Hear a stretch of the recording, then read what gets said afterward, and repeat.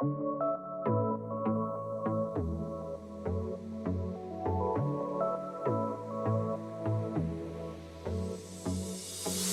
everyone. Welcome back to the Nuance Needed podcast. I'm Amanda. And I'm Sam. And we are here with a shorter episode probably, but who knows? We rant and then things get longer. So, you never really know. But we are here because a lot of you all asked us to talk about this New York Times article that came out about a week ago that is called "There's a Link Between Therapy Culture and Childlessness." And it talks about estrangement and therapy culture, and it's kind of right up our alley. So we're going to dig in. So if you haven't read it, one, I would suggest... We'll link it in the show notes. We'll link it in the show notes. I would suggest going through it because, as per usual, you can pull your own thoughts, feelings, and opinions on it. However, it is essentially... So this woman is walking through... She's using her personal experience as a millennial Gen Z cusper. She was born in 1996. She's using her personal experience through her childhood, some of the mental health struggles that she had now that she is pregnant with her own child, and being reflective of how there is a lot of social shifting going on right now in the way many adults are beginning to have estranged relationships with their parents, beginning to cut off their parents, and having a lot of resentment towards the way they were raised, the way their parents raised them, the way their parents responded to things. And she walks through also the concerns that many adults have about having children in general. Mm-hmm. And it's kind of, I will be honest, she doesn't really land the plane on the link between therapy culture and childlessness. Because what's hard is in the very beginning, she brings up a lot of very valid points of why people aren't having children. She doesn't rebut them either. She does kind of state them as fact. Yeah, she says too expensive, can't find the right partner, wanting to prioritize careers, concerns of climate change, Roe v. Wade, motherhood feeling daunting, like obviously, and all those are absolutely valid and very real, some of which I feel myself. But then she goes into the expectations that adult children have of their parents, and this being reflective of how we might be having unreachable standards for our parents and the way we parent. And what's hard is, like, as you go through, it's not wrong. Mm-hmm. She brings up good points, but it's just kind of this odd, like, well, they did what they could, and we need to figure out how to let that be enough. Well, I think the plane she lands that I don't totally agree with is that people should have children to repair their relationship with their family a little bit. Like, I don't think she's saying that blatantly, but I think she's kind of saying that's how we, she kind of says at the end, there's nothing that changes your relationship with your parents more than having a child, which I think is a hard thing to compare because everyone, whether you have a child or not, will impact how you think about that. But yeah, the solution isn't everyone needs to have children to then have a better relationship sort of with their parent, or that's kind of what she's insinuating is that is maybe a problem with society, is maybe I think she's thinking that it's like a self-fulfilling prophecy where we're scared to have kids because we've been told by therapy culture and been too self-obsessed and individualistic that we're, afraid of having kids. So we don't have them. So then we blame our parents more and then we never repair. Where if we had children, we would be more compassionate to our parents. We would see them as people, and then there would, we would forgive our parents sort of, and we would have less estrangement. And right, all of the stuff she talks about we talk about where therapy culture is an issue, therapy misinformation is an issue, therapy speak is an issue. Therapy speak. We've even talked about like some self-centeredness. Like it can be very much an issue. I think where I go totally differently is, and I am a parent, and nothing has made me believe this more than becoming a parent, is that my child doesn't owe me anything, actually. And there is this whole conversation in there of kind of like children do owe their parents. And I don't love, she talks to a sociologist or a psychologist about what are parental duties, what are child's duties. And I believe that children did not choose to be born. I agree also that we are making parenting too hard sometimes, and the pressure is insane. And if you want to hear our opinions about that, we did 2 podcast episodes about it. But yeah, I think it is unhealthy to go into having a child with duties, with the expectation that your child will fulfill something for you or they owe you something. And I will die on that hill. I absolutely agree. And I think the perspective that I have going into this is I'm currently running a group that is literally called Adult Daughters of Difficult Mothers. And I have every week 30 to 40 women, adult women that show up that are all very intelligent, very successful, in happy marriages and relationships of their own, parents themselves, who have very complicated relationships with their mothers. And when you hear the stories, it's wild to me how I pausing in that to kind of detour, and then I'll land the plane back to it, is I think what I struggled with in this is there's kind of this like absolving of any sort of accountability unless it is in the extreme. Yeah. Like she's like, no, it's really good that like we're better at calling out abuse. Mm-hmm. But then she's like, when I got pregnant, I realized how much I didn't understand and how much my parents loved me. And it's like, yeah, that's great. But also, and this is what I think a lot of like boomers who are pushing back on a lot of like Gen X, millennial, Gen Z therapy culture is they're like, well, this was never a problem when I did it. Yeah. I was never allowed to speak to my parents this way. I was never allowed to speak to my in-laws this way. I couldn't behave this way. And it's like, well, right there is the problem. Right there is the problem, that for centuries, nobody was ever able to say what they were annoyed by from their family members. And now that people are finally doing that, there's this digging in of the heels by many parents and family members that are not interested in changing or taking any accountability. And that is what's causing the problem. And every single one of the women that I have chatted with in this group, and people that I'm working with right now, they go to their parents with the concerns. Yeah. They go to them and give them the chance to try to repair, to try to deal with it. And they get met with, well, that just means I was a bad mom. I'm so sorry I was such a bad mom, or I'm so sorry I was such a bad dad. And this dismissal of it and this like boomerang effect of them becoming the victim and the child that brought it to them feeling that they now have to apologize and they have to. And so I think what we're really missing here is, I personally think at a larger level across like generational divides, the issue we're having is there's an accountability crisis. Yeah. I think we're having a deep, deep accountability crisis. Well, look at our leaders. Look at our leaders. Literally. Like, look at what is going on. Everything is okay. And so I think there's something to be said of, yeah, maybe are there certain situations where maybe there are adult children that have held their parents to too high of a standard? Sure. Are the parents willingly engaging in a discussion with them about it and willing to talk about it and hold space with it? More often than not, no. And so neither side is willing to acknowledge where they may have fallen short in the dynamic and the relationship and mistakes they made.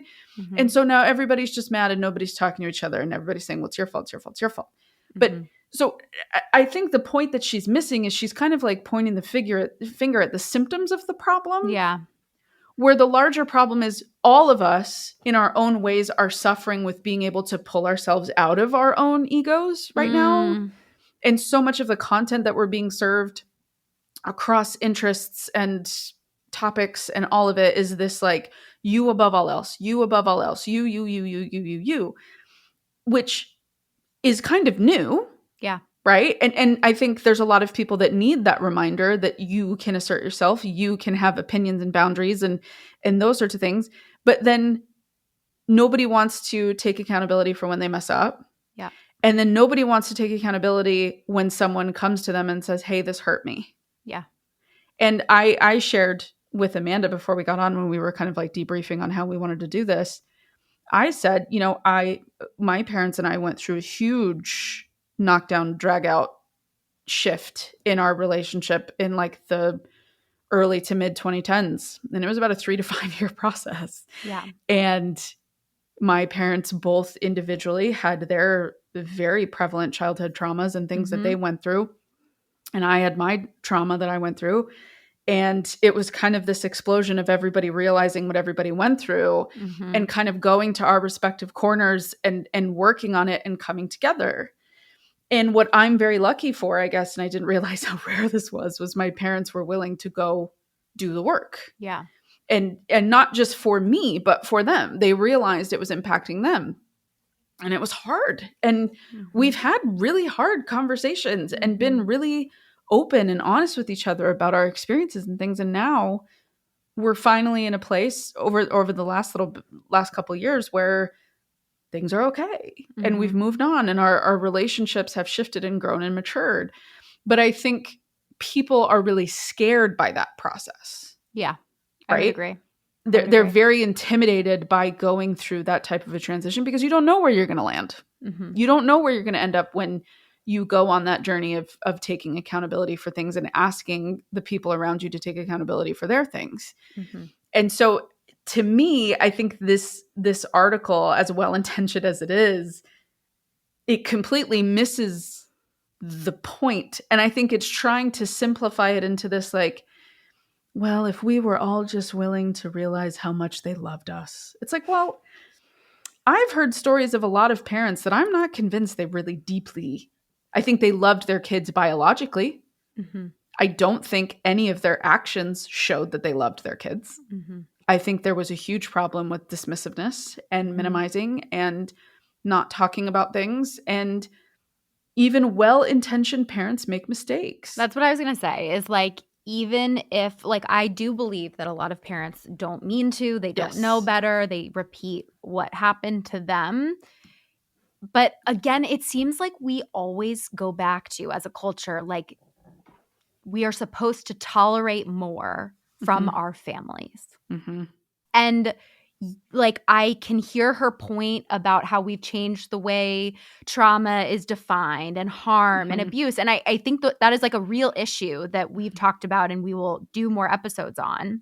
What she's missing is it's not that we keep making trauma a bigger word even in this context. The problem is that people won't acknowledge it. Whether, like, yes, a paper cut is not an amputation, but a paper cut is still a paper cut. And your parent should be able to acknowledge the paper cut. And the parent might be upset. The parent might be like, well, it wasn't an amputation. It was a paper cut. And they have a right to feel that way. But they still, I think what we owe each other is acknowledgement, is compassion, is listening, baseline. And that to me is the bigger issue. And I think people really underestimate how much parents, how much children will want to be with their parents. They want to have a relationship with their parents and will sacrifice a lot in many cases to have that relationship. But at bare minimum, most people need acknowledgement, not even apologies, because I think apologies is this like contentious word, or doing the work. I think a lot of parents, when I hear their argument, it's like, there are such high expectations. I can't do it. I can't blah, blah, blah, blah. A lot of it isn't even doing that much. And you kind of alluded to this too, Sam, and what you said is like, yes, it's amazing that your parents did work and apologized and things like that, but they listened undefensively and said, I hear you. But that, I think, is what's missing. Like, yes, trauma being co-opted, the word harm and all those words changing does have real consequences. I just don't think it's relevant to this conversation is how I feel about it. When I'm looking at the article also, right, they talked about how when they did like a big study interviewing estrangement and how, right, people kind of said they didn't listen to me or they're a narcissist or they're toxic or things like that. And again, I think there are a small portion of people who probably aren't super mentally healthy that's happened to. And it is like heartbreaking for those parents. But I don't think we even hear from those parents because they aren't the ones being defensive. They're the ones that are like, I don't know what to do. I need help. I think it's just frustrating. Like even what she talked about with as therapy, our obsession with parents and stuff, I think that's a very old trope. A lot of therapy these days does not always just go to blame the parents. And I think there are very real biological differences in children. There are personality differences, right? We talk about how people pleasing isn't just trauma. I give her credit. She's at least saying there's a link. She's not saying therapy culture causes estrangement. She could have done that. But I just think she brought up a lot of topics, and I don't agree with the way she's interpreting them and a lot of conclusions. And I think it's also clear in the article she didn't talk to that many therapists. No. She talked to one. She talked to Joshua Coleman. That was her primary source, who has, he has more of a religious background. I liked that you brought up the idea of like people just want to like be listened to, because I think many of these parents who are on the warpath about what they believe therapy culture essentially has caused their children to do, and the boundaries that their children are trying to hold with them.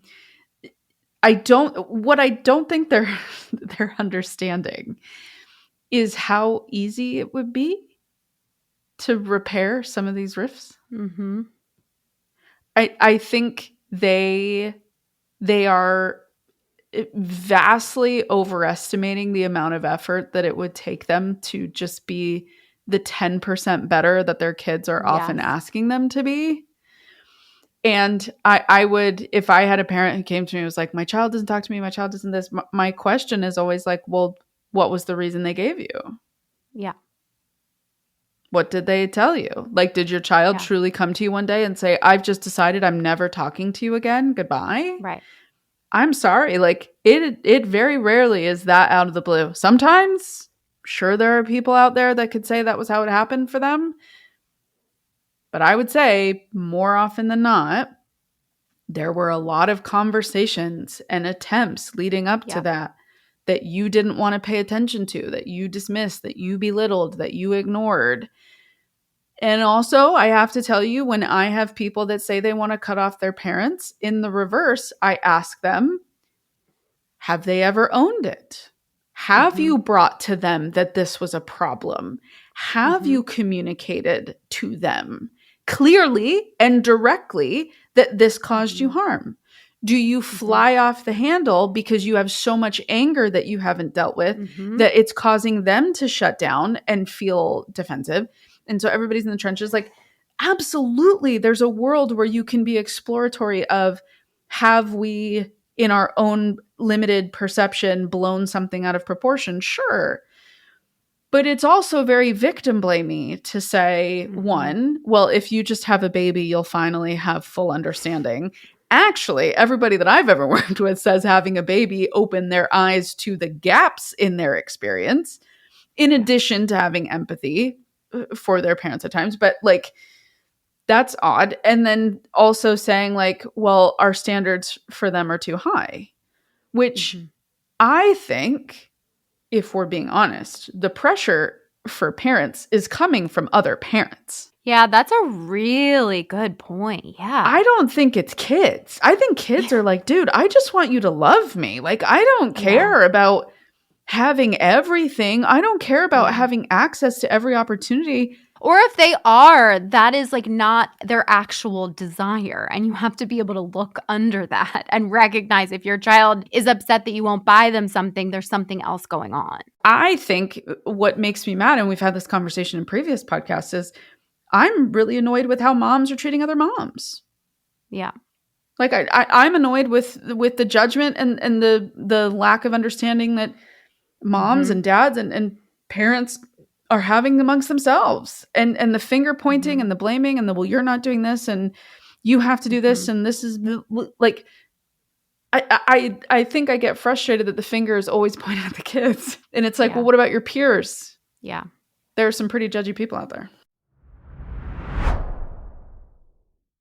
I would love to share with you about my practice, Therapy for Women Center. We are located in the Philadelphia area, but we have licensed therapists in 42 states across the country. So if you're listening, we probably can see you. We also have quite a few trauma specialists. A huge portion of our therapists do EMDR, which is fantastic for trauma work. And we really believe in helping clients not only, get better from their mental health, but also really live lives that are in alignment with who they are and what they want. So check out therapyforwomencenter.com to learn more, and we would love to help you in this process.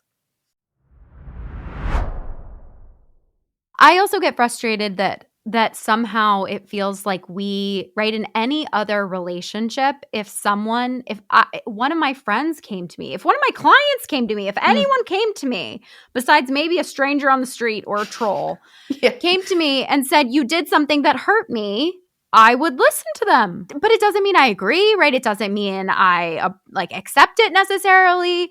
You can listen to someone and validate them and hear what they have to say without agreeing.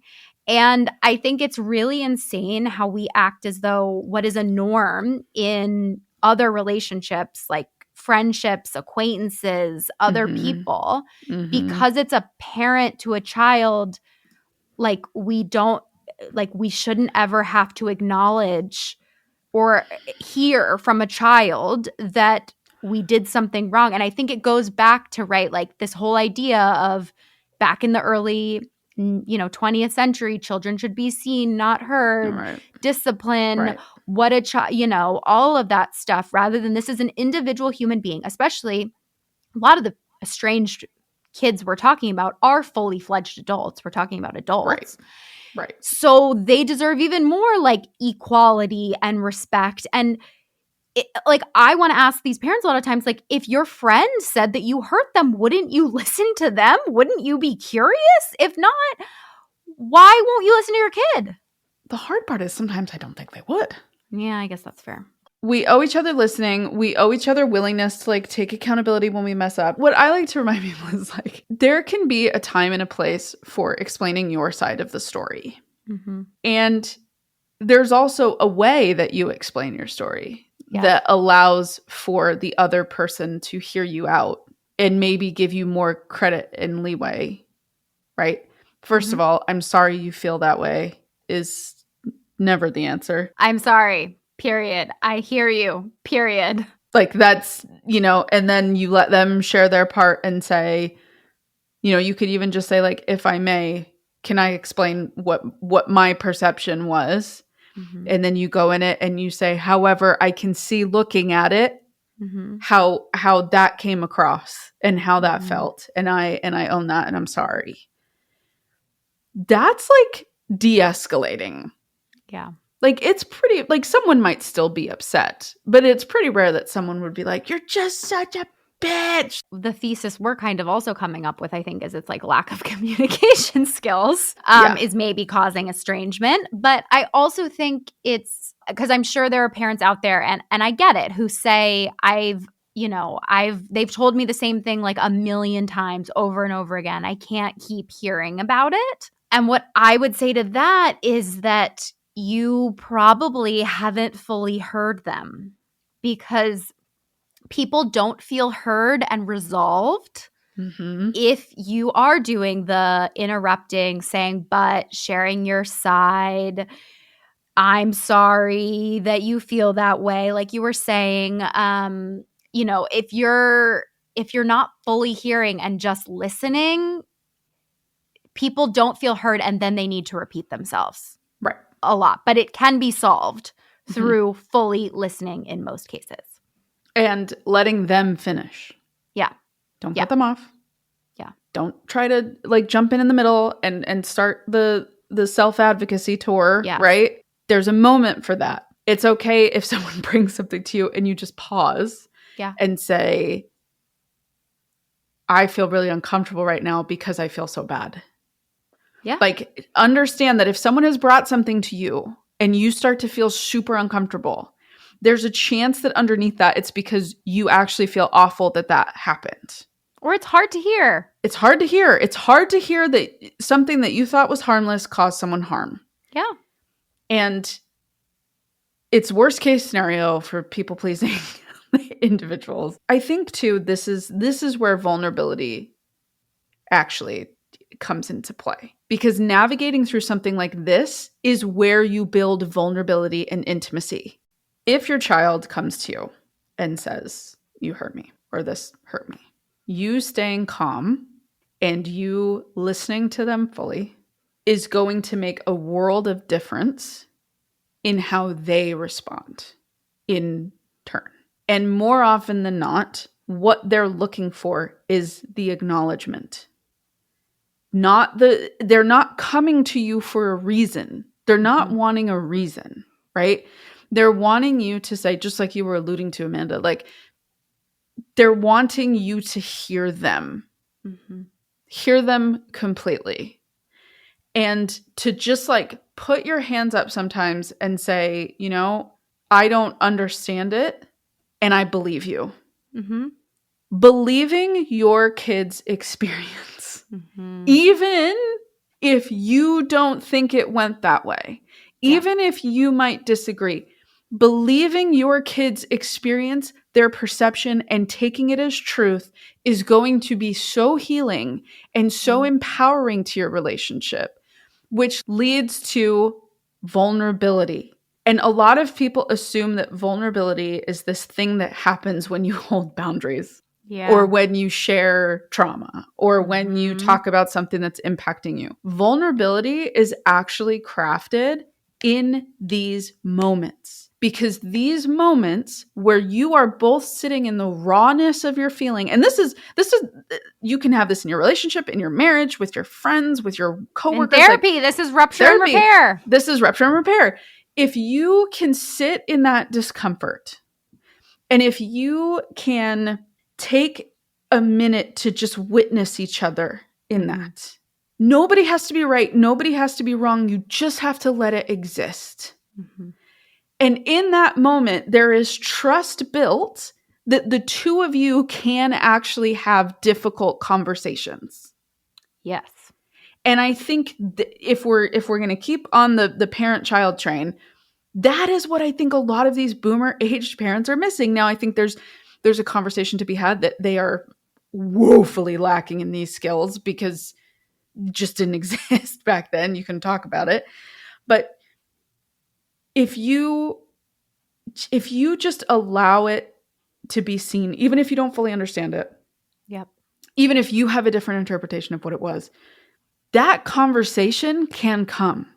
Because guess what? When you build that trust with your kid, that you can handle that type of information, that you can handle hearing that from them, that you can sit in the discomfort of that, they down the line will be more willing and open to your perspective because you have earned their trust, and they understand that there's a good chance that you are coming from a good place when you share that. Yeah.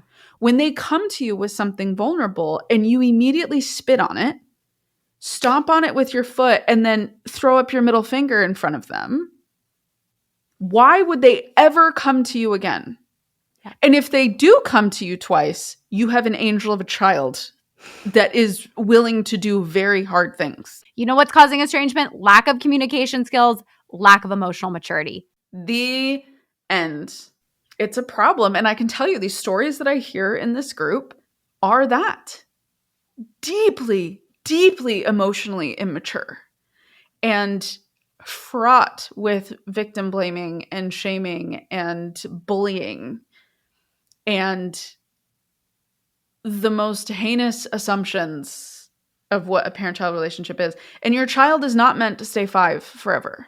And if you want a relationship with your child, you have to be willing to adapt and change with your child as they adapt and change in different seasons of their life.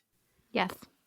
And I think that is a very painful truth for a lot of parents right now. And I would even say for a lot of millennial parents right now. I think as a lot of millennial parents are starting to have older kids, I think they're feeling really daunted about keeping up with the changes with their kids. And that takes effort. And the more open you can be to learn from your kid, as your kid gets older and gets their own experiences and their own expertise, to be humble in that and recognize that maybe there are some things that they might know more than you. Well, more than one thing can exist at the same time. And I think that's the problem, is that people feel completely attacked by someone saying something. And this is a problem society-wise, right? This is literally why the podcast Nuance Needed exists. People are so attached to their identity and their experience that they forget. And I think it's really interesting in this article, she talks about how maybe there's another perspective. And it's like, yeah, but also maybe there's another perspective of the child as well. Like, multiple things can be true at the same time. They don't all invalidate each other necessarily. And we need to be better at being able to tolerate differences of opinion. And you can listen to someone, hear what they're saying, believe them, and not agree. Yeah. Well, I hope this was helpful for you all who wanted to hear our thoughts about this article. Let us know what you think. We'd love to hear from you. As always, anything you can do to support the pod. We love every single one of you that have rated us, shared, subscribed, reviewed, all of it. We are always paying attention because we really care about what you think, because we make this for you. At the end of the day, this is made for you. So if you haven't done those things, we would love it more than anything if you could take the time to do that. It is very helpful for us as we are still growing and have some big milestones that we would like to hit. And so anything that you can do to rate, review, share, subscribe is amazing. All right, everyone. We will see you next time. Okay, bye.